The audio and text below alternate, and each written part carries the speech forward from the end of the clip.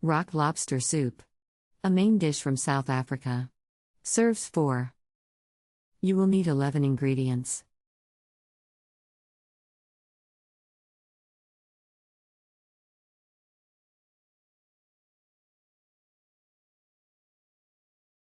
Step 1. Heat 1½ quarts water in a large saucepan to boiling. Add the lobster tails and salt and simmer until tender. Reserve water. Step 2. In another large saucepan, heat the butter and sauté the onions for 5 minutes. Add the tomatoes, garlic, herbs, nutmeg, salt, pepper, and lemon peel. Cook over low heat for 10 minutes. Step 3.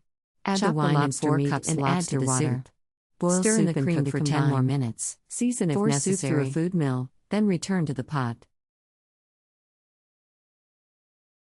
Country Reports, Culture, Countries, Travel.